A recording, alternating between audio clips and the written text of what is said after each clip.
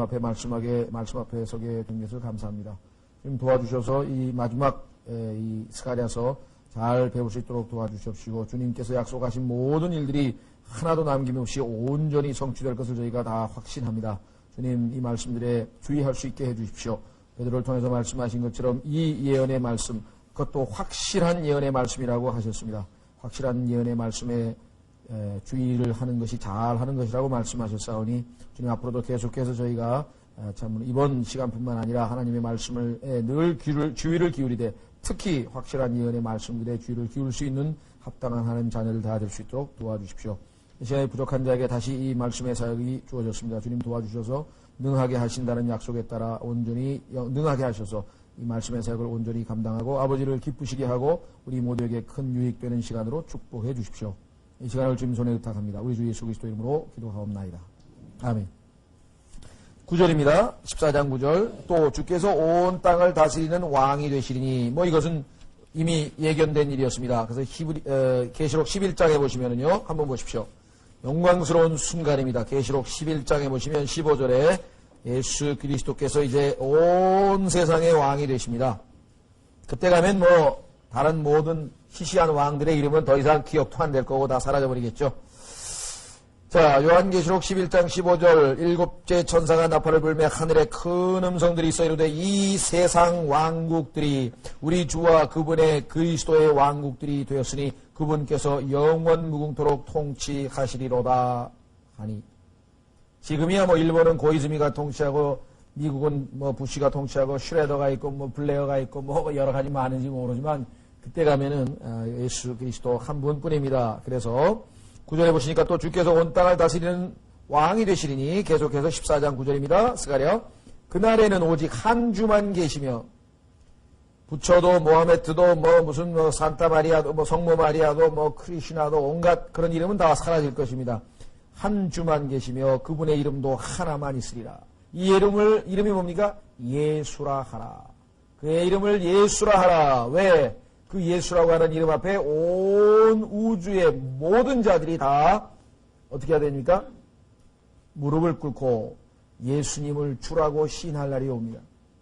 늘 말씀드렸습니다만 빌립보서 2장 10절에 약속하신 대로 모든 거기에는 안 믿는 사람까지 다 포함되는 거예요. 자, 한번 확인해 보겠습니다. 빌립보서 2장 10절.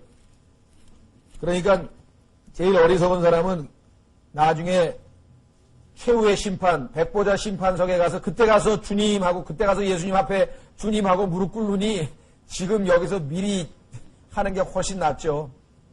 그때 가면은 어차피 할 건데 성경에 어차피 할 거라고 써 있는데 그분이 바로 하나님이시니까요. 자, 빌립보서 2장에 보면 이렇게 기록되어 있습니다.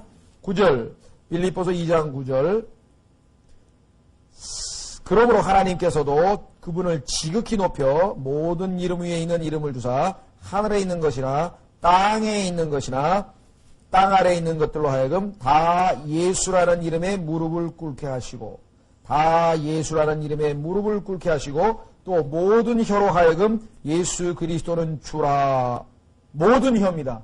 안 믿는 사람, 예수님을 거부하고 예수님을 욕하고 예수쟁이 어쩌고 저쩌고 하나님을 못 얻겠던 그 사람들도 다 주라고 주시라 시인하여 하나님 아버지께 영광을 돌리게 하셨느니라. 그러니까 하늘에 있는 것이나 땅에 있는 것이나 땅 아래에 있는 것이나 다 예수라는 이름 앞에 무릎을 꿇게 되어 있고 모든 혀로 하여금 예수 그리스도를 주라고 시인하게끔 하신다고. 이것이 마지막 때에 이루어질 역사입니다. 자, 그래서 다시 스가랴서 14장 9절. 한 이름만 있다. 이 이름도 하나만 있고 주도 한 분만 계신다고 했습니다. 10절로 가겠습니다. 또 그 온 땅이 변할 수밖에 없죠. 저주로부터 풀릴 테니까. 창세기 3장에서 하나님께 저주하셨던 땅, 그 땅이 이제는 축복의 땅으로 바뀌었습니다. 축복의 땅으로 바뀌어서 생명나무를 내는 생명나무에서 열매가 맺는 그런 땅으로 바뀌게 되지 않겠습니까? 자, 그래서 특히 여러분 잘 아시는 것처럼 이스라엘의 땅은 하나님으로부터 어떤 의미에서 저주를 받았느냐? 하나님의 말씀하신 대로 희년도 안 지켰고요. 또 하나님께서 하지 말라고 하는 온갖 우상 숭배도 했고요. 심지어는 나중에 자기의 메시아도 죽였고요. 이러한 모든 죄악들이 아주 가득 차 있던 지역인데 이제 변화가 됩니다. 10절 그 온 땅이 변하여 이스라엘이면은 이스라엘이라고 하는 땅, 그 땅을 얘기합니다. 게바에서부터 예루살렘 남쪽 림몬에 이르기까지 평야같이 될 것이며, 산악지대인데 아까 침례인 요한이 외쳤던 것처럼 언덕은 낮아지고 골짜기는 메워지고 해서 쫙 해서 그냥 그야말로 대로 쫙 아주 평야가 평하게 쫙 펼쳐져 있게 되죠. 그 다음에 예루살렘은 들려져서, 예루살렘은 이제 높여지는 거예요. 예루살렘은 어디서든지 볼 수 있게끔 쫙 높여져서, 예, 그 본처소에 사람이 거주하리니, 베냐민 문에서, 예루살렘에 보면 12개의 문이 있는데 그 문 이름이 쭉 들려져 있습니다. 베냐민 문에서부터 첫 번째 문이 있는 곳과 모퉁이 문까지, 또 하나넬 망대에서부터 왕의 포도즙을 짜는 곳까지라. 요즘 우리 한국식으로 하자면요, 저기 어떻게 되면 뭐예요? 강북의 제일 끝이 어딘지 모르겠네요. 창동인가요?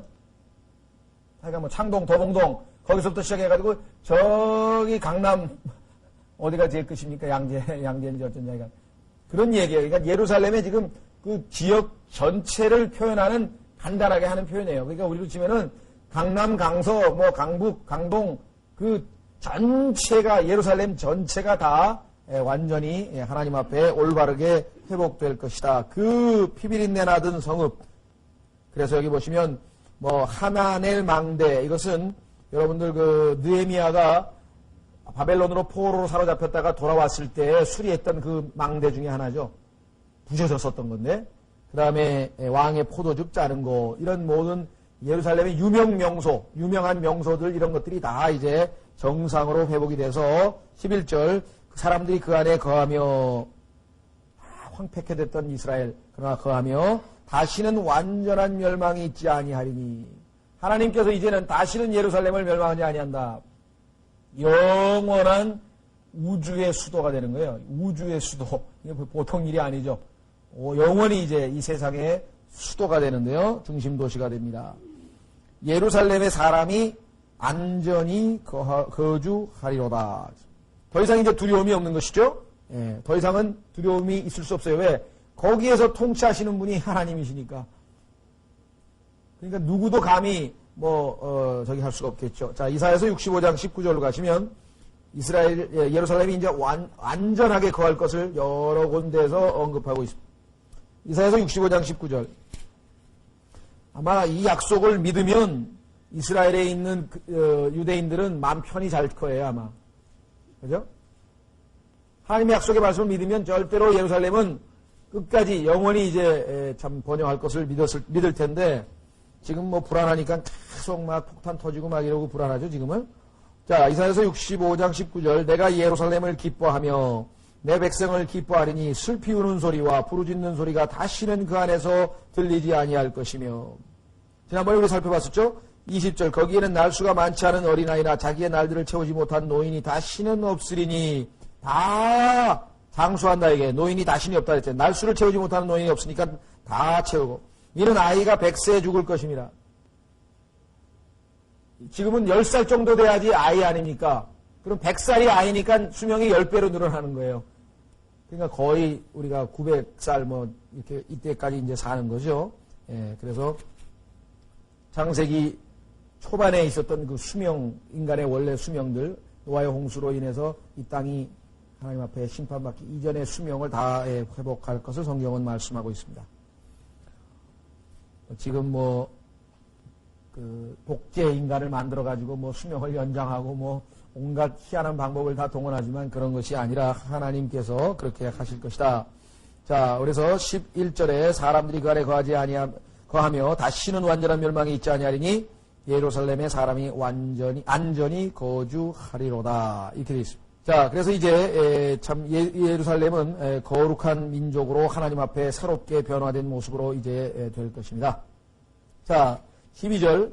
예루살렘과 싸우는 모든 백성에게 주께서 내리실 재앙은 이러하니. 그러면 이제 앞으로 다시 돌아갑니다. 아까 포위하고 있을 때 있잖아요. 포위당하고 있을 때 이제 하늘에서 예수님이 강림하셔가지고 그들을 치시고 전쟁의 날에서 승리할 것 같이 했다 그랬는데, 그때 어떤 방식으로 치실 것인가? 그 재앙의 방법이 여기 나와 있습니다. 예루살렘과 싸우는 모든 백성에게 주께서 내실 재앙은 이러하니. 그러니까 성경을 읽으실 때 연대기적으로 1절 다음에 2절 사건이 일어나고 2절 다음에 3절 사건이 일어나고 이렇게 읽으시면 안 돼요. 문단이 딱 나눠지네요. 문단이 지금 12절에서 나눠졌잖아요. 문단이 나눠지면은 앞에서 어떤 사건을 다시 한번 중복해서 설명할 수도 있고 순서대로 되어 있는 게 아닙니다. 특히 구약에서 예언은 환란이 나왔다가 왕국이 나왔다가 다시 환란 전으로 돌아갔다가 다시 환란이 나왔다가 휴거가 되더만 이게 그 사건 그 특징별로 이렇게 문단이 나눠져서 기록되어 있기 때문에 너무나 순진해가지고 그냥 순서대로 쫙 무슨 옛날에 그 소설책 읽듯이 뭐 다음에 뭐 그 다음에 그게 아니에요. 그래서 그런지 모르겠는데 요즘에 현대 소설도 이런 기법을 씁니다. 옛날에는 소설 읽으면은 뭐 어떤 애가 뭐 태어나가지고 뭐 그 중학교 다니다 고등학교 다니다 뭐 시집가고 장가고 어쩌고 하다가 그냥 죽었다 뭐 이래가지고 순서가 쫙 연대기적으로 그렇게 소설을 썼는데 요즘엔 그렇게 안 쓰거든요. 갑자기 탁 해서 막 무슨 얘기가 나오는데 보니까 이 사람은 지금 나이가 70살인데 5살 때 얘기를 썼다가 그 다음에 뭐 갑자기 뭐 청년 시절의 얘기가 나왔다가 다시 또 뭐 고등학교 시절이 나왔다. 이게 뒤죽박죽이 돼 있어요. 근데 그것을 순진한 사람이 읽으면 야 이거 뭐가 뭔지 몰라. 근데 그 소설도 쓰는 사람은 다 거기다 힌트를 주었거든요. 구호가 다 있어요. 따옴표가 2개 된 거는 과거 얘기, 따옴표 1개씩 된 거는 미래 이야기, 그 다음에 뭐 요렇게 화살표로 된 거는 요거는 실제가 아니고 상상하는 이야기. 이게 다 그 문학 비평하는 사람은 그거 딱 분석해가지고 나중에 딱딱딱딱 가위로 잘라서 딱 보면 연대기적으로 쫙 풀리게 돼 있고. 성경도 지금 문단별로 예를 들면 아까 지금 포획 다 끝나고 지금 벌써 통치 다 끝난 얘기 같지만 아까 전쟁이 일어날 때 어떤 상황으로 전개되느냐를 다시 설명하고 있잖아요. 여기 지금. 예루살렘과 싸우는 모든 백성에게 주께서 내실 재앙을 이러하니 곧 그들이 발로 섰을 때 그들의 살이 썩어 없어지며 그들의 눈이 눈구멍 속에서 썩어 없어지며 그들의 혀가 입 속에서 썩어 없어질 것이요. 옛날에 어떤 사람이 예루살렘에 이스라엘로 영화 촬영을 하러 갔습니다. 이 사람이 영화 그 감독인가 뭐 그런 사람인데 영화 촬영을 하는데 내용이 뭐냐면 내용이 그거예요. 종말론에 해당하는 거예요. 이제 마지막 때 이제 인류가 어떻게 되나니까 이제 전부 다 마지막 때 하면 사람들이 이제 예루살렘에서 뭔 일이 일어날 것처럼 생각하니까 그래가지고 이제 영화를 찍으러 갔는데 같이 갔던 사람 중에 아마 그리스도인이 있었던 모양이에요.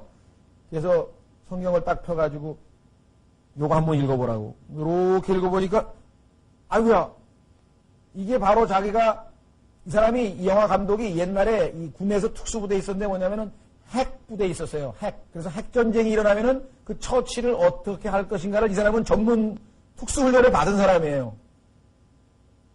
그래서 그 핵전쟁에 관한 한 자세하게 알아요. 이제 에스겔서에 보면 이제 여러분들 어떻게 처치하는 거 아시죠? 뼈를 발견했다. 사람의 뼈를 발견하면 그 방사능에 오염이 될까봐 주스면 안 돼요.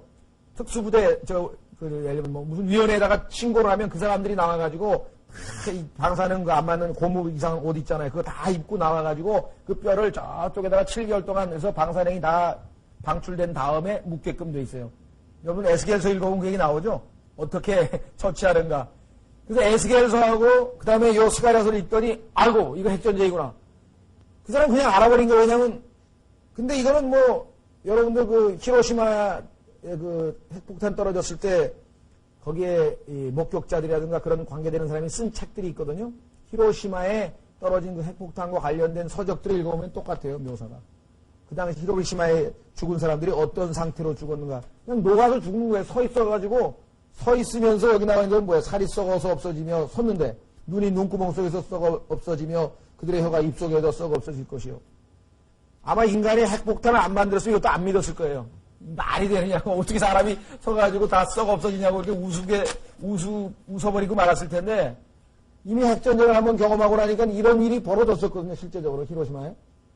관심 있는 분들은 1945년 그 존 헐시라고 하는 사람이 히로시마라고 하는 책을 썼는데 거기에 보면은 이렇게 일본 사람들이 그 히로시마 사람들이 죽어간 모습이 묘사되어 있습니다. 엄청난 열이잖아요. 그냥 순간적으로 그냥 사람이 그냥 성경만 갖다가 녹아 없어지는 거예요. 녹아 없어지는 거예요. 자, 뭐 이것 말고도 여러분들 그 잘 아시죠? 에스겔서 몇 장에 있습니까? 30. 확인해 보세요 한번. 이왕 나왔으니까. 에스겔서 39장.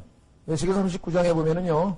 그때 되면은 이제 그 핵전쟁의 후유증으로 있어 처리하는 방법들이 아마 거기 묘사가 돼 있을 겁니다. 보시면은 에스겔 39장 8절에 주 하나님께서 말씀하시니라 보라 그것이 이르렀으며 그것이 이루어졌도다 내가 말한 그날이 이날이니라 하면서 쭉 나오면서 이스라엘의 도시에 거하는 자들이 나가서 무기 들고 큰 방패와 작은 방패와 칼과 화살과 몽둥이와 창에 불을 놓아 시르되 사로되 7년 동안 불로 살으리라 이렇게 나와있죠.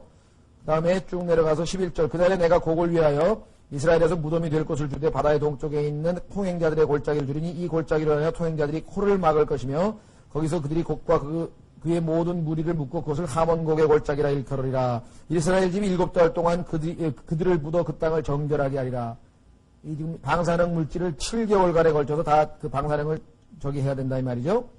예를 들면 14절 그들이 계속해서 일할 자를 따로 떼어내어 특수 요원을 뽑아내서 그 땅을 지나가며 통행자들과 더불어 지면에 남아있는 자들을 묻어 그것을 정결하게 할 것이며 7달이 끝난 뒤에 그들이 살필 것이라. 15절 또 그 땅을 지나가리던 통행자들 중에 누구든지 사람의 뼈를 보면 그 옆에 푯말을 세우되 방사능 오염 지역 해가지고 푯말을 세우되 묻는 자가 전문적으로 그 방사능 오염된 시체를 묻는 전문적인 사람들이 그 당시에 있을 것입니다. 하몬국 골짜기에 그것을 묻어 그때까지 그리할 것이라.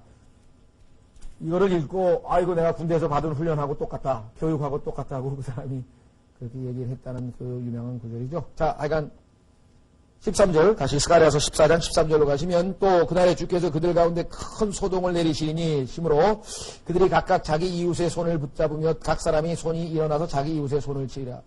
왜 이웃이 이웃을 칩니까? 자기 같은 부대 사람들인데 서로 치고받고 왜 그렇습니까? 하나님이 눈을 장님이 되게 해가지고 눈을 가려가지고 미치게 만든다 그랬죠? 12장에 이미 나왔었잖아요. 스가랴서 12장 4절. 스가랴서 12장 4절에 하나님께서 그때 심판하시는 방법이 뭐냐면 주가 말하노라 그날에 내가 놀라게 하는 것으로 모든 말을 치며 미치게 하는 것으로 말탄자를 치되 내가 눈을 떠 유다의 집 위에 두고 눈멀게 하는 것으로 그 백성들의 모든 말을 치니. 말도 사람도 다 눈이 멀어가지고 뭐 난리가 난 거죠. 그래서 구약 성경에 보면 하나님께서 심판하시는 방법은 뭐냐면요. 자기네 팀, 자기네 편끼리 전쟁을 벌이는 거예요. 왜? 눈이 가려져가지고 안 보이니까. 그렇게 해서 이스라엘로 하여금 승리하게 한 사건이 구약의 유사 사건이 몇 개가 기록되어 있습니다. 특히 재판관기 7장에 보면은 기드온의 미디안 전투에서 그러한 일들이 벌어졌었고요. 그래서 막 300명밖에 안 돼. 기드온은 이쪽은 뭐 13만 5천인가 그러죠. 13만 5천. 전쟁을 해서 300명이 이겼어요. 어떻게 이겼어요? 뭐 지들끼리 치고받고 난리가 난 거예요. 그죠? 여러분들 이 기드온의 미디안 전투는 재림 때 일어날 사건을 묘사하고 있다고 성경에서 여러 번 반복해서 말하고 실제로 모셰 다얀이라고 하는 사람이 이 기드온의 전술에 이용해서 6일 전쟁에서 승리했다. 뭐 전술은 잘 모르겠어요. 어떻게 그걸 응용을 했는지 모르겠는데 그런 뭐 이야기는 뭐 이미 여러 책에 간증집으로 많이 나와 있습니다. 자, 하여간 하나님께서 이게 눈을 그냥 감겨버리면은 뭐 적군이고 아군이고 서로 구별을 못할 테니까 거기다 또 사람이 아까 말한 것처럼 하나님이 미치게 만들어버린다 그랬잖아요. 그렇게 해서 하나님께서 심판하시는 방법이 12절에 나와 있고 핵폭탄을 터뜨리는 거죠. 13절에 나와 있고 그 다음에 14절에 또 나와 있군요. 자, 14절에 뭐라고 하십니까? 유다도 예루살렘에서 싸우리니. 자, 이때 하나님께서 그 너무나 나약해 있고 허약해 있는 이스라엘 백성들에게 힘을 주셔가지고 반격에 나서는 거예요, 이제. 자, 유다도 예루살렘에서 싸우니 이때 사방에 있는 모든 이교도들의 재산 곧 금과 은과 의복이 심히 풍성히 함께 모여질 것이요. 또 말과 노새와 낙타와 나귀와 이 장막들에 있는 모든 짐승에게 임할 재앙도 이 재앙과 같으리라. 그러니까 전쟁에 참여했던 동물들도 그 말 타고 왔으면 말도 뭐 어떻게 해요? 핵이 폭발해버렸으면 말도 똑같은 재앙으로 죽을 거 아니에요. 살이 썩고 눈이 썩고 다 그래서 죽겠죠? 그래서 똑같은 재앙이라고 15절에 언급을 했습니다. 그렇죠?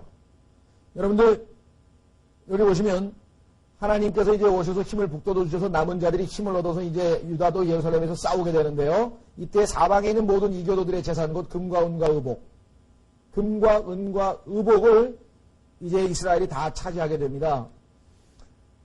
이방인들로 하여금 부를 축적하게 하고 그 축적된 부를 하나님의 자녀들에게 하나님께서 선물로 주시는 이러한 방법은, 이러한 일은 이스라엘 역사에서 몇 번 되풀이됐어요. 여러분 잘 아시는 것처럼 아브라함이 이집트로 가가지고 우리 요즘에 창세기 성경 공부할 때 보면 이집트에 가가지고 자기 부인을 누이라고 속여가지고 갔다가 돌아올 때 파라오로부터 금과 은과 의복을 쫙 선물 받아가지고 나오죠.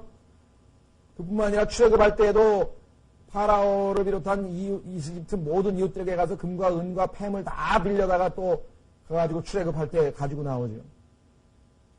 이와 같은 내용은 성경에 예언이 되어 있습니다. 욥기 27장에 보면 욥기 27장 16절에 보면은 악인들은 재산을 모아도 결국은 다 의인들에게 선물로 줄 거예요. 죽어라고 모아봐야 하나님께서 나중에 뺏어가지고 다 의인들을 주실 것이라고 성경에 기록을 해놨습니다. 욥기 27장 16절에 기록되어 있습니다. 욥기 27장 16절에 보면 뭐라고 기록이 되어 있냐면요. 그러니까 나중에 뭐 이스라엘 사람들에게는 다 한 몫씩 돌아갈 텐데요. 이렇게 기록되어 있습니다. 27장 16절에 그는 악인입니다. 악한 자예요. 그가 비록 은을 티끌같이 쌓아 올리고 옷을 진흙같이 예비할지라도 그가 예비한 것을 의인이 입을 것이요 그 은은 죄 없는 자가 나눌 것이며 이렇게 되어 있다고. 하나님께서 결국은 모든 이방인들의 재산들을 부유한 그러한 부를 다 이스라엘 백성에게 줄 것임을 지금 스가랴서 14장 14절에도 또다시 한번 언급을 했습니다. 여러분 이것은 여호수아가 여리고성 침략했을 때도 그랬고요. 아이성을 비롯해서 침략했을 때마다 얼마나 많은 그 스포일, 이 노약, 그러니까 전쟁에서 노획물을 획득을 했냐, 이게 노획물. 여기서 지금 전쟁엔 노획물 아니에요. 금과 은과 의복이라고 하는 것은. 자, 그 다음에 15절에 읽다가 보면 좀 당혹스럽죠. 지난번에도 한번 나왔습니다. 말과 노새. 지난번 12장 공부할 때도 말이 갑자기 나왔는데요. 왜 전쟁에 탱크가 나와야 되는데 말이 나오느냐? 그것은 우리가 추정하기를 적 그리스도가 들어와서 3년 반 동안에 걸쳐서 가뭄이 있습니다. 그렇죠? 우린 지금 2, 3개월의 가뭄에도 지금 난리법석을 쳤는데 그것도 우리나라 몇몇 나라만 전 지구가 3년 반 동안 물이 안 나오면 어떻게 되겠습니까? 공장이 돌아가겠습니까? 뭐 반도체가 생산하겠습니까? 공업용 수가 있겠습니까? 그렇죠? 3년 반 동안 물이 없으면 문명이 황폐화될 것은 아주 명확한 아니래요. 그러다가 기름은 다 고갈될 것이에요. 왜냐? 성경에서 기름은 성령을 예표하고 있는데 휴거와 함께 성령께서 하늘로 올라가 버리시면 이 땅에는 기름도 없어요. 그래서 지금 마지막 때가 다 됐다고 하는 것 중에 하나는 뭐냐면 이 지상에 기름이 지금 거의 다 고갈되어 가고 있어요. 기름이. 그렇죠? 기름이 고갈되어 가고 있다. 그러니까 이 땅에서는 자동차를 부릴 수가 있겠습니까? 어떻게 되겠습니까? 옛날에 미국이 북한의 남한 침략에 대해서 느긋했던 이유 중에 하나가 뭐냐면 북한이 보유하고 있는 그 기름으로는 뭐 2달인가? 1달인가 뭐 전쟁할 수 있는 그게 1달 기름밖에 없대요. 비행기하고 탱크하고 그거를 1달 동안 전쟁하고 나면은 소련이 누가 대주지 않으면은 자체적으로 전쟁할 수 있는 이게 1달밖에 안 간다는 거예요. 그럼 전쟁을 못하는 거지. 이거 탱크도 못 불러요. 기름이 없는데. 따라서 이때 되면은 인류의 문명이 3년 반의 기근과, 그 다음에 가뭄과, 그 다음에 기름의 고갈, 이런 모든 것으로 인해서 완전히 황폐해서 결국은 옛날 생활처럼 돌아갈 것을 암시해주고 있다, 이 말이에요. 말 타고 가고, 말과 노새와 낙타와 나귀와 이 장막들에 있는 모든 짐승의 이말 재앙도 이 재앙과 같아. 그때 가면 정말 몽고군이 오지 않을까 싶어요, 제 생각에는. 징기스칸의 후예들이 말 제일 잘 타니까. 근데 또 하필이면 동방이라 그러니까 더 비슷한지도 모르겠어요. 동방에서 말 타고 온다고 성경에 써 있으니까 진짜 지금도 그 몽고 아이들 가끔 보면 말 잘 달리잖아요. 자, 그럴지 안 그럴지는 저는 잘 모르겠습니다만은 하여간 어쨌거나 인류의 문명은 황폐될 것을 성경에서 아마 암시하고 있는 것으로 보입니다. 16절. 예루살렘을 치렀던 모든 민족들 중에서 살아남은 모든 자가 해마다 올라와서 그 왕 곧 왕군의 주께 경배하며 장막절을 지키리라. 여러 가지 이유가 있겠죠. 제 생각에는 예수 그리스도를 보는 순간에 어떻게 되겠습니까? 제 생각에는 그래요. 예수 그리스도를 딱 뵙는 순간에 아마 이보다 더 섬기고 싶은 분이 없지 않을까 아마 그런 생각이 되는데 우선 마태복음 25장에 보면은 양과 염소로 나뉘어져서 심판을 받게 되는데 그들이 지도자들인 것 같아요. 왜냐하면 성경에 보면은 로마서 13장에 위에 있는 권세에 순복하라 그랬거든요. 그러니까 전쟁에 따라 나간 군인들은 사실은 무슨 뭐 하나님께 반역을 했다든 어떤 그런 어떤 이유가 아니라 그냥 위에서 시키니까 전쟁을 일단 나간 거란 말이에요. 그런데 그 유대인들을 괴롭히고 예루살렘에 가서 예루살렘을 공격하고 했던 자들은 성경에서 뭐예요? 예수님께서 말씀하시기를 하나님이 말씀하신 대로 유대인들, 즉 이스라엘 백성을 잘 대해준 자들에게는 내가 축복을 주고 저주한 자에게는 저주한다고 약속하신 그 약속을 성취시킬 것이고, 또 예수님께서도 마태복음 25장에서 내 형제들에게 물 한 모금 주고 감옥에 한번 찾아가지고 그렇게 도와준 자들에게는 내가 양으로 분류해서 창세로부터 너희에게 줄 천국을 넘겨주겠다. 다시 말해서 상속받게 해주겠다. 이렇게 지금 마태복음에서 말씀하셨거든요. 따라서 그때 그 정치 지도자들이나 소위 말하면 그 지도자급에 해당되는 사람들은 양과 염소로 분리돼서 일부는 지옥에 던져지고 일부는 주님으로부터 칭찬을 받을 터인데, 여기 보면 나온 것처럼 살아남은 자들, 이들은 뭐 그냥 군인으로 참가했던 그러한 사람들일 것 같아요. 그래서 살아남은 모든 자가 해마다 올라와서 그 왕 곧 만군의 주께 경배하며 장막절을 지키리라. 그래서 우리는 이제 해마다 전 세계에서 가장 큰 명절은 뭐 유엔의 뭐 10월 24일 유엔의 날도 아니고요. 또 모르겠어요. 뭐가 지금은 가장 큰 명절이 크리스마스도 아니고요. 그건 가짜니까 크리스마스도 아니고, 그 다음에 뭐 부활절도 아니고 장막절이 되게 장막절. 예수 그리스도께서 이날 왕으로 이 세상의 통치자로 왕으로 정식으로 등극하시고 임명받으신 날이죠. 그래서 그날이 앞으로 향후 모든 인류의 최대의 기념이 될 것입니다. 그래서 장막절을 지킨다고 성경에서 말씀하고 있습니다. 이제야말로 이제 올바른 하나님을 올바른 방법으로 올바른 장소에서 섬기게 되겠죠. 여러분들 요한복음 4장에서 예수 그리스도께서 사마리아 여인에게 얘기한 거 아시죠? 언제가 무슨 때가 온다 그랬어요. 예수님 말씀하시기를 때가 오는데 어떤 때가 오느냐 그러면서 주님께서 이렇게 말씀을 하셨었죠. 그래서 참되게 경배하는 자들이 영과 진리로 하나님께 경배할 때가 오나니 곧 지금이라 이렇게 얘기를 했었죠. 거기에 보시면은 영과 진리로 경배하는 자들을 하나님께서 찾으신다. 이건 뭐 우리는 교회 시대에 얼마든지 적용할 수 있습니다. 그렇죠? 그러나 이제 유대인들의 경우에는 다른 곳에서 단이라든가 베델이라든가 하나님께서 정하지 않은 곳에서 제멋대로 예배를 드리고 제멋대로 제사를 지내다가 심판을 받아서 아시리아로 쫓겨가고 바벨론으로 쫓겨가는데, 이제 예루살렘에서 정식으로 장막절에 정말 합당한 왕이신 메시아, 거짓 그리스도, 적그리스도가 아닌 진짜 그리스도, 참된 그리스도에게 경배를 드리는 그날이 왔다는 것이죠. 자, 그래서 16절에 예루살렘을 치러왔던 모든 민족들 중에 살아남은 모든 자가 해마다 올라와서 그 왕 곧 만군의 주께 경배하며 장막절을 지키리라. 17절 땅의 모든 가족 중에서 그 왕 곧 만군의 주께 경배하러 예루살렘에 올라오지 아니하는 모든 자들에게는 주께서 비를 내리지 아니할 것인즉. 아하, 그러면 이때에 어떤 사람들이 있을까요? 예수님을 아직도 완전히 마음으로 순종하지 않는 사람들이 있다는 거죠. 그러니까 이때 천년왕국 때의 유일한 재앙 중에 하나는 뭐냐면 비가 안 오는 거예요. 다른 얘기가 없죠. 비가 안 오는데 경배하러 예루살렘에 올라오지 아니하는 모든 자들이라. 유대인의 왕이 나하고 무슨 상관이냐. 여기 보면 이집트가 그대로 있죠. 18절 이집트의 가족. 이집트. 그 다음에 21절 맨 아래 보면 가나안족. 그러니까 가나안족도 있고 이집트족도 있고. 무슨 소리냐. 예수님께서 이 땅에서 재림하셔서 다스릴 때 일본, 미국, 그 다음에 중국, 한국 이런 나라들이 그대로 있어요. 왕만 예루살렘의 이스라엘의 왕이신 예수님이 온 지구의 통치자가 됐을 뿐이지, 이방인들은 여기 이방인들이 그대로 나와요. 어디 나오냐면 18절 보세요. 만일 이집트 가족이 올라가서 그곳에 이르지 아니하면 비를 받지 못하리니 곧 주께서 장막절을 지키러 올라오지 아니하는 이 교도들을 치시는 재앙을 거기에 내리시리라 이랬잖아요. 그러니까 예수님께서 다스리는 그때가 되면 어떤 일이 벌어지냐면은 한국, 일본, 중국 이런 모든 나라들이 그대로 있어요. 그러면 신명기에 보면은 이 지구를 이스라엘의 12지파에 따라서 12개의 권역으로 구분이 됩니다.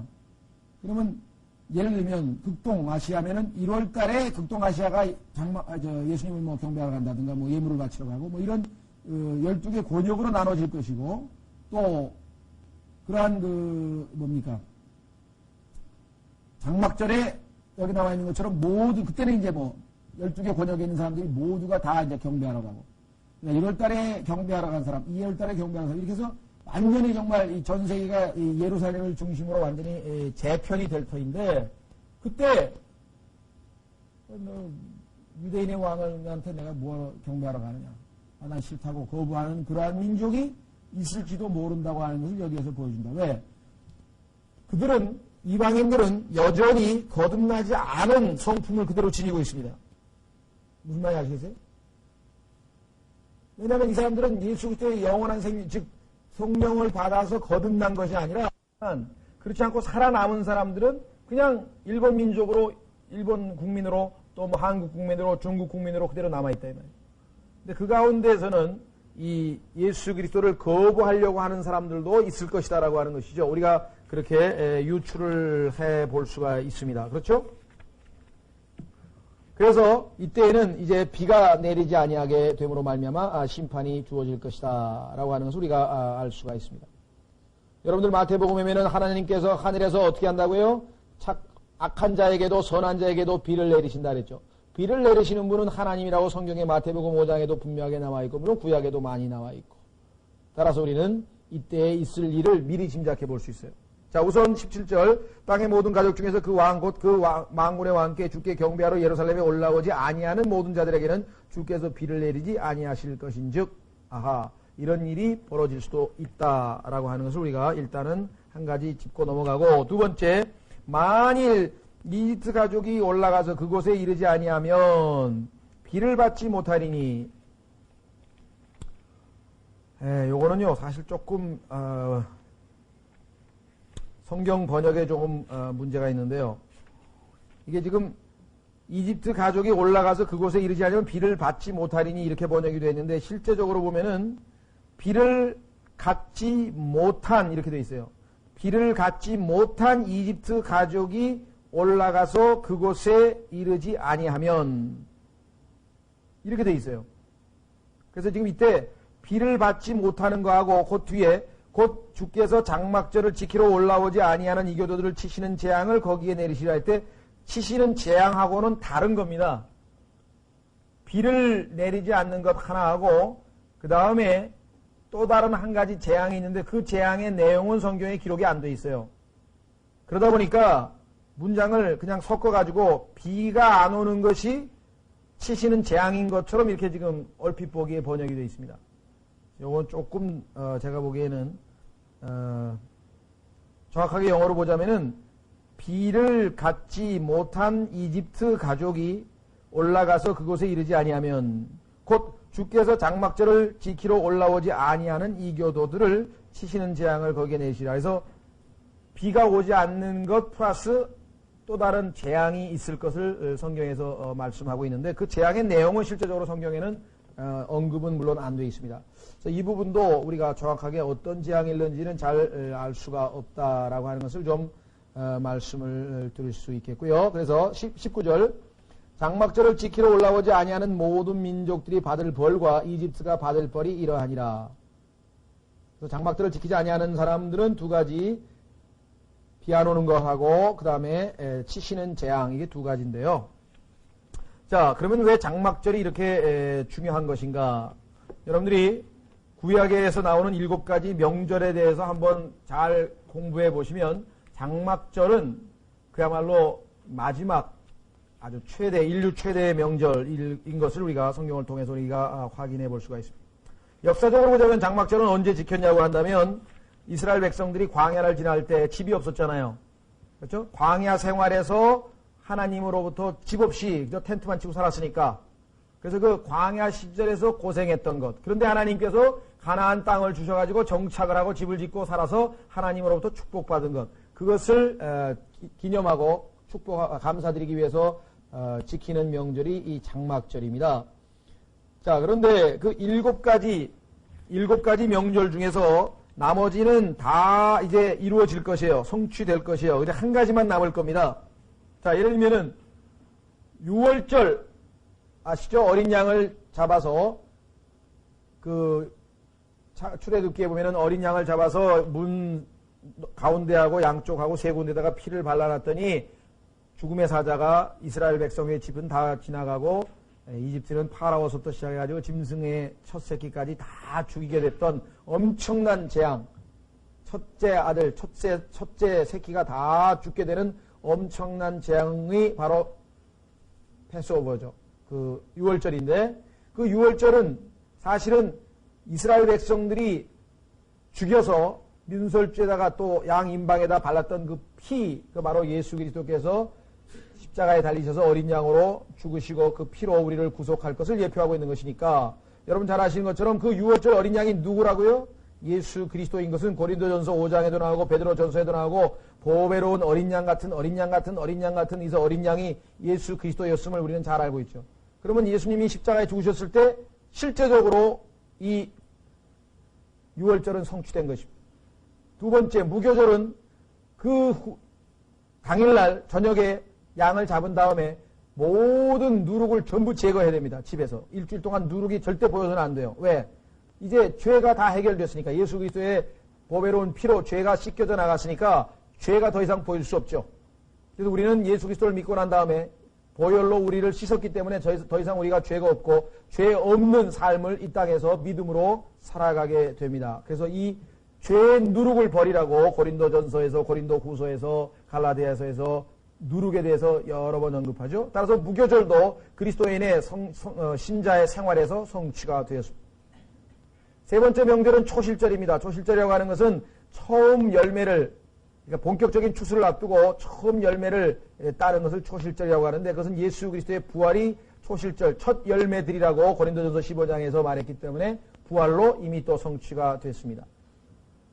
오순절은 여러분 잘 아시고 사도행전 2장에서 하늘에서 하나님께서 성령을 보내셔서 오순절도 역시 성취가 됐습니다. 성령으로 예수 그리스도의 몸된 교회가 하나가 되는 사건, 오순절 강림 사건으로 성취가 됐습니다. 자, 나머지 다섯 번째는 나팔절인데요. 이 나팔절은 아직 성취 안 됐어요. 미래에 성취될 것인데 그것은 뭐냐면 천년 왕국이 시작될 때 군대에서 우리 소집 나팔이죠. 나팔 불면 다 연병장에 모이잖아요. 쫙 몰려들듯이 그 하나님께서 나팔을 불 때 이스라엘 백성들이 전 세계로부터 다시 모이게 될 그 사건을 두고 우리는 나팔절은 이제 아직 향후에 이루어질 일이겠죠.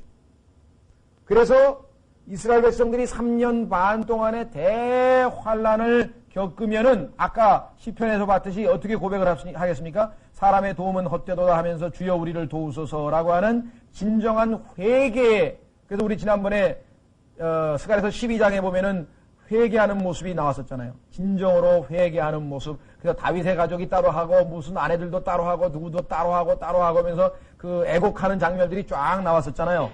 회개하는 장면. 그래서 그날을 속죄일이라고 합니다. 7월 10일입니다. 7월 1일이 나팔절이고 7월 10일이 속죄일인데 그 속죄일을 욤키퍼라고 해요. 히브리 말로. 그래서 유명한 욤키퍼 전쟁이라는 게 있었어요. 6.1 전쟁, 1967년에 있었던 그 6.1 전쟁은 이스라엘 사람들이 속죄일이라고 하는 명절을 지키고 전부 괴로워하면서 왜 속죄니까 죄를 속하니까 밥도 안 먹고 금식하면서 그럴 때에 주변 아랍 국가들이 이스라엘을 공습을 하고 공격을 했던 사건이어서 우리가 보통 그것을 욤키퍼 전쟁이라고 이 시사에서 얘기를 합니다. 그래서 이 속죄일, 그것도 이제 이스라엘 백성들이 곧 성취되겠죠. 그 속죄일이 끝나고 나면 드디어 뭐예요? 속죄가 됐으니까, 백성이 정결케 됐으니까, 이제 왕이 그 정결케 된 백성들, 회개한 백성들을 다스리기 위해서 왕이 강림하시게 됩니다. 그것이 장막절이라 이 말이에요. 마지막 명절이 그저 뭐랄까요? 최고의 명절이 될 수밖에 없겠죠. 인류 최대의 명절이 바로 장막절입니다. 그래서 성경에서 19절에 장막절을 지키러 올라오지 아니하는 모든 민족들이 받을 벌과 이집트가 받을 벌이 이러하니라 라고 성경은 말씀하고 있습니다. 천년 왕국의 기쁨이 바로 이때에 이루어지는 것이죠. 바로 이때에 이스라엘은 광야 생활이 끝나고 기쁨을 누리게 됩니다. 자, 이 내용이 바로 이사야서 25장에 잘 묘사되어 있습니다. 이사야서 25장 6절에서부터 8절 보겠습니다. 이사야서 25장에 보시면 바로 이스라엘 백성과 예수 그리스도를 믿는 하나님의 자녀들이 온통 장막절을 기뻐하는 장면이 이사야서 25장에 나와 있습니다. 이사야서 25장 6절서부터 8절까지 보시면요, 아주 놀라운 기쁨의 소식입니다. 이사야서 25장 6절에서 8절. 만군의 주께서 이 산에서 모든 백성들을 위하여, 만군의 주께서 이 산에서 모든 백성들을 위하여 기름진 것과 앙금 위에 떠있는 포도즙으로 잔치를 베푸시리니 곧 골수로 가득한 기름지건과 앙금 위에 떠있어 잘 정제된 포도즙으로 하실 것이며. 이때 가면 뭐 피자 먹고 그런 거 아닙니다. 그런 거 안 먹어요. 이제 생활이 옛날식으로 돌아가가지고요. 여기서 지금 그 다음에 7절, 또 이 산에서 모든 백성들을 덮은 덮개의 표면과 모든 민족들을 뒤덮은 베일을 없애시며. 8절, 승리로 사망을 삼키시리라. 주 하나님께서 모든 얼굴에서 눈물을 씻기시며 자신의 백성을 향한 책망을 온 땅에서 제거하시리니 이는 주께서 이를 말씀하셨습니다. 그래서 장막절은 이스라엘에게도 기념뿐만 아니라 전 인류가 기념하는 그러한 날이 될 것임을 성경에서 보여주고 있습니다. 자, 골로새서 2장으로 가면은 바로 이 장막절을 비롯한 이스라엘의 참된 명절이 오기 때문에 지금은 그런 거 지킬 필요 없다 그랬어요. 지금은 그런 거 지킬 필요 없다 그랬습니다. 우리 교회 시대에는 절기라는 게 하나도 없죠. 우리는 무슨 명절, 뭐 6월절, 무슨 오순절, 무슨 뭐 감사절 이런 거 안 지키죠. 왜냐? 골로새서 2장에 보면은 오늘날 은혜 시대에는 그런 게 필요 없습니다. 골로새서 2장 16절, 그러므로 먹는 것이나 마시는 것이나 거룩한 날이나, 유대인들처럼 7번의 명절 거룩한 날 따로 없어요. 월삭, 매달 1일날 특별히 또 하나님께 제사를 지내는 그러한 의무조항이 있는데 그것도 필요 없어요. 그 다음에 안식일, 오늘날 뭐 안식교 사람들 착각해서 자꾸만 안식일 지키려고 하는데 그것도 필요 없다 그랬어요. 안식일로 인하여 아무도 너희를 판단하지 못하게 하라. 우리하고 지금 상관이 없다 이게. 왜? 이것들은, 이러한 것들은 앞으로 올 것들의 그림자이거니와 그랬잖아요. 올 것들의 그림자. 올 것들은 뭐예요? 예수님이 이 땅에 오시면 그러한 모든 명절이 다 부활할 것이에요. 그래서 모든 명절들을 그때 가면 다 지키게 되겠죠. 특히나 다름 아닌 바로 이 유명한 장막절을 지키게 될 것입니다. 이때 되면은 이스라엘 백성들이 예수 그리스도를 진정한 메시아로 모셔드리겠죠. 여러분들 요한복음 7장과 10장에 보면은 예수님의 제자들도 예수 그리스도를 믿지 아니하였다라고 하는 표현이 나오죠. 예수님의 형제마저도 예수님을 믿지 않았어요. 근데 지금은 예수님의 형제된 모든 이스라엘 사람들이 하나도 남김없이 완전히 회개하고 정결케 돼서 이제 장막절을 지킬 수 있는 거룩한 명절을 지킬 수 있는 그러한 자격을 갖추게 되는 것이죠. 자, 그래서 우리는 다시 스가랴서로 돌아갑니다. 스가랴서 14장.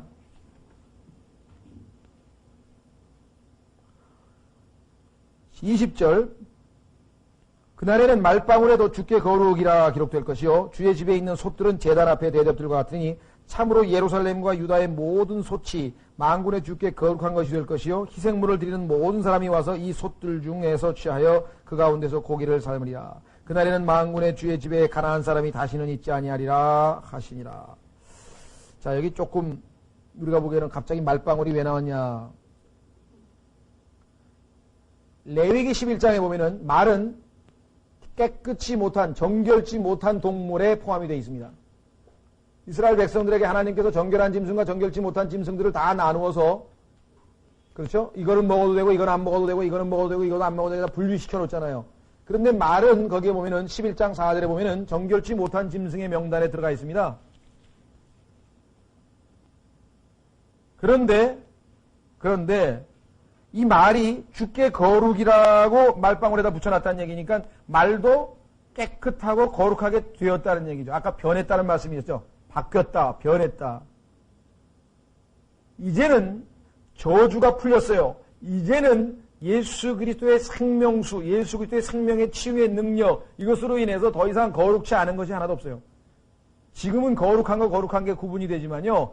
그때 오면은 모든 것이 다 예수 그리스도께 다 거룩해서 심지어는 깨끗이 못한 말인데 말도 거룩이에요. 말방울에도 주께 거룩. 옛날에 주께 거룩이라고 하는 어디다 붙였습니까? 여기 대제사장에 여기 뭐랄까요? 머리다 쓰는 거. 왜? 무슨 관이라 그러나요? 관? 모자. 거기다가 주께 거룩 그렇게 써붙였거든요. 그러니까 이스라엘 민족이 거룩한 택함 받은 백성인데 그 중에서도 딱 한 사람, 제사장, 대제사장 딱 한 사람만 주께 거룩이라고 붙일 수 있을 정도로 이게 아주 특별한 명예고 아주 특별한 대우인데 말에게도 주께 거룩을 붙여놨으니까 이제 얼마나 모든 게 축복이 거룩함이 보편화됐는가. 이때 되면은 모든 게 거룩한 거예요. 얼마나 분위기가 거룩하겠어요, 정말. 예? 세속적이고 그냥 세상적이고 육신적이고 그런 게 하나도 없고 정말 모든 것이 거룩하게 다 변화될 것을 여기서 지금 아주 말방울에다가 주님께서 얘기해요. 말방울이 오면은 찡그랑찡그랑 소리 나면은 그 말소리를 듣고도 그것이 주님께 찬양, 주께 거룩이니까. 말방울에도 주께 거룩이라고 붙여놨으니까.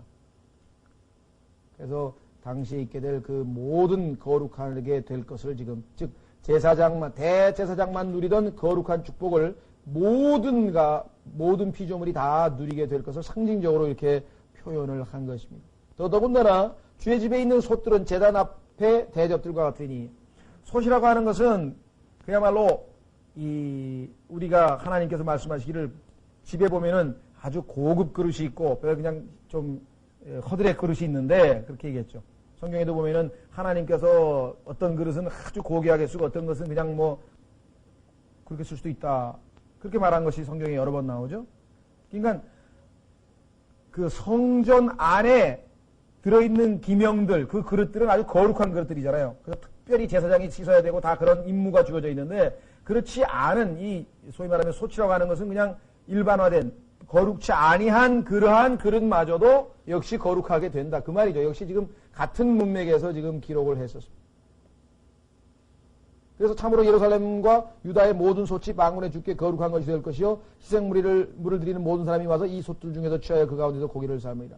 거룩한 기명이 아니었었어요. 과거에는. 그러나 지금은 다 거룩하게 되어버렸기 때문에 그것 가지고 제사 드릴 고기를 삶을 수가 있다라고 성경은 지금 말씀하고 있는 것입니다. 그러니까 참으로 우리는 참 뭐랄까요, 놀라운 축복이 아닐 수 없다 이 말이죠. 모든 것이 다 주님 앞에 거룩하게 될 그날. 그래서 그날 여러분들 계시록 4장인가요? 보면은 하늘문이 열리면서 요한이 올라가서 거기에 24장로가 쭉 둘러앉아가지고 보좌에 앉으신 분께 어떻게 합니까? 거룩하시도다, 거룩하시도다, 거룩하시도다, 거룩하시도다. 계속 찬양을 드리는 거예요. 찬양 드리는 모습 우리가 볼 수 있죠? 예. 보시면 여기 지금도 바로 그와 같은 내용이 기록되어 있습니다. 자, 그리고 문제는 맨 끝 부분이네요. 그날에는 만군의 주의 집에 가난한 사람이 다시는 있지 아니하리라. 가난한 사람이 왜 갑자기 여기서 튀어나왔는가? 가난한 사람. 어떤 사람은 이런 것을 읽으면은, 성경에서 읽으면은 상당히 뭐랄까, 좀 불편해하는 사람들이 있어요. 왜? 아니, 어떻게 하나님께서 뭐 인종을 차별하시나? 왜 가난한 민족만 특별히 또 여기 더 이상 있지 아니한다고 성경에다가 기록해 놨는가? 그래서 어떤 사람은 뭐 이것을 뭐 흑인이라 그런 사람도 있고, 뭐 어떤 사람은 뭐 이게 무슨 뭐 하여간 어떤 범죄자, 특정한 범죄자를 의미한다고 막 이상하게 영적으로 억지로 풀려고 하는데, 실제적으로 성경을 찾아보면 쉽게 이해가 되어버립니다. 왜 쉽게가 이해가 되는가? 가나안이라고 하는 인물은 성경에서 여러분 잘 보시면은 하나님으로부터 직접 저주를 받은 사람이죠. 장세기 9장에 보면은 하나님께서 자기 아버지, 가나안은 자기 아버지가 자기의 할아버지 노아에게 행한 짓, 그 행한 짓은 우리가 요즘 얘기로 하면 소위 말하면 이제 동성애인데요. 그러한 잘못된 짓에 대해서 하나님께서 함은 이미 축복을 내렸죠. 이미 세 사람에게. 그래서 가나안 아들이 대신 저주를 받았습니다. 그런데 이 가나안 족속은 성경에 보면은 세속적인 가장 대표적인 우상숭배를 가장 앞장선 그러한 민족이고, 성경에 보면은 그 이스라엘 백성들에게 늘 올무 역할을 했어요. 이스라엘을 거룩한 백성 이스라엘을 더럽히는데 앞장서고 늘 그런 역할을 담당했던. 창세기 15장에 보면은 아브라함이 거기 떡 들어가 보니까 이미 거기에 가나안 족속이 와서 진을 치고 있는 모습을 성경에서 찾아볼 수가 있습니다. 그래서 우리는 하나님께서 출애굽 당시에 어떻게 했어요? 가나안 7 족속을 어떻게 하라고요? 싸그리 몰아내라 그랬어요. 싸그리 몰아내라 그랬는데 여호수아서하고 사사기를 읽어보면은 다 몰아내지를 못합니다. 일부를 또 남겨놓고 또 남겨놓고 해서 두고두고 나중에는 그들이 이스라엘로 하여금 죄를 짓게 되게 하는 그런 원인을 제공했었죠. 자, 하나님의 약속이 얼마나 무서운가 보세요. 하나님은 하나도 남기지 말고 다 죽여서 없애라 그랬는데 이스라엘 백성은 순종을 못했습니다. 그런데 아마겟돈 전쟁에서 하나님께서 그 약속을 스스로 성취하시는 거예요. 하나도 남기지 아니하고 다 죽었어요. 그래서 여기서 지금 가나안 족속이 살아있는데 그들을 지금 장막절에 하나님 경배하러 오는데 배제시킨 게 아니고 더 이상 있지 아니한다 그랬잖아요. 여기 보시면 만군의 주의 집에 가나안 사람이 다시는 왔는데 거부다 가는 게 아니라 아예 존재 자체가 다 없어져 버렸어요. 왜? 하나님께서 거룩한 땅에는, 이스라엘 땅에는, 그 팔레스타인 땅에는 가나안 족속이 있을 수 없기 때문에 출애굽 당시에 명령을 내려서 완전히 100% 제거하라고 명령을 내리셨잖아요. 근데 그 명령을 이스라엘 백성들은 온전히 순종하지 못했죠. 그래서 그것이 지금 마지막에 하나님께서 해결해 버리시는 겁니다. 그래서 더 이상 저주가 없다. 여러분 아시죠? 계시록에 보세요. 가나안 족속은 저주받은 백성이에요. 저주받은 땅도 회복이 됐어요. 저주받은 이스라엘도 회복이 됐어요. 모든 저주로부터 다 모든 것이 풀렸는데 가나안 족속이 있어서는 안 되겠죠. 더 이상 저주가 없는 것이 천년 왕국이니까. 계시록 보십시오. 마지막.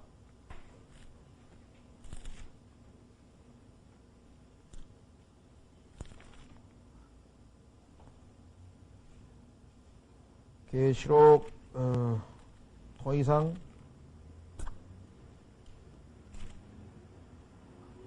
어디죠? 22장 3절. 22장 3절에도 다시는 저주가 없으며 오직 하나님과 어린 양의 왕자와 그 안에 있으리니 그분의 종들이 그분을 섬기며 그분의 어로를 볼 것이며 쭉 여기 나와 있죠. 또 아마 다른 구절도 있을 겁니다만 우선 한 구절만 거기에 확인을 해보시면 이 가나안이라고 하는 것은 성경에서 저주와 연관이 있고 그 저주가 더 이상 없게 될 것을 성경에서 이렇게 말씀하고 있습니다. 자, 이렇게 해서 우리는 마지막에 아주 영광스러운 모습으로 끝으로 해서 이제 모든 것이 끝났죠. 계시록의 끝부분하고 똑같죠. 이제 모든 것이 거룩하게 돼서 하나님의 왕국이 완전히 수립이 된 것입니다. 오늘 하여간 이 스가랴서를 보면서 궁극적으로 이렇게 소위 말하면 우리가 해피엔딩이라나요? 맨 끝이 하나님의 의도대로 완전히 성취된 것을 우리는 잘 알 수 있습니다. 그래서 누구 말 맞다나 마지막으로 웃는 사람이 진짜 웃는 거라고 하나님께서는 결국은 승리하실 분이라는 거죠. 그것이 우리 그리스도인들에게는 또 하나님을 믿는 모든 사람들에게는 아주 큰 위안이 되는 거예요.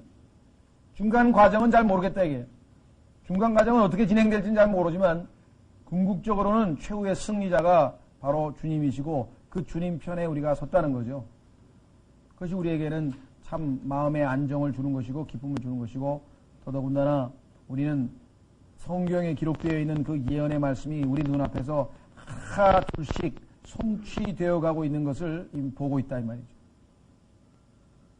그럴 때마다 우리는 더 하나님에 대한 신뢰가 하나님의 말씀에 대한 신뢰 그래서 믿음은 이러한 것들을 확인할 때 더 우리가 커나갈 수가 있습니다. 그래서 우리 스가랴서를 어렵지만 그래도 한번 시도를 했는데 사실 시간적으로 치면 이게 한 2개 내지 3개 더 있어야 될 것 같아요. 왜냐하면 성경 구조를 사실은